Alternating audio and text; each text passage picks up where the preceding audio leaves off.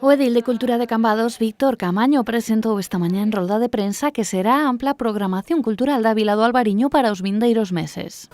Eu creo que o Concello de Cambados ahora está máis ou menos establecido. Hai determinados meses donde, pues se lle asigna normalmente unha finalidade cultural, non? Digo porque agora neste mes de outubro estamos co ciclo de teatro adultos, levamos unha serie de anos intentando ubicalo nun mes concreto, fixemos a súa presentación no seu momento, pero aí está ocupando ese espacio no auditorio ás 7 da tarde todos os domingos, non?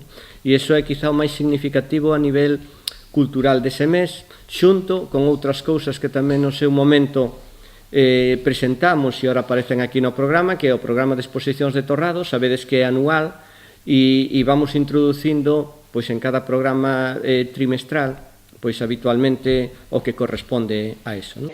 O Día das Bibliotecas ou Samaín, que se celebrará nas vindeiras semanas, son tan só unha parte da programación na que se celebrarán espectáculos, teatro ou concertos. Decirvos que eso, que está a data do 24 é o Día das Bibliotecas, desas datas sinaladas, e que para nós, para a Concellería de Cultura, forma parte desas letras galegas, por decirlo así, e que todos os anos celebramos, habitualmente con cuestións que están vinculadas coa biblioteca e coas axencias de lectura, relacionado basicamente con nenos e nenas.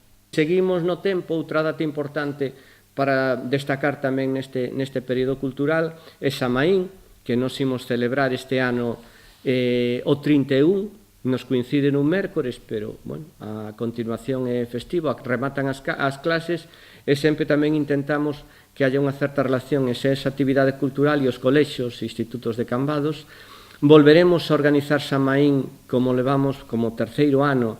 Como poden ver, o outono chega a Cambados cargado de actividades para toda a familia. Camaño sinalou que máis adiante presentarase unha programación máis específica do Nadal, a marxe da que se presentou hoxe na Biblioteca Luís Rei.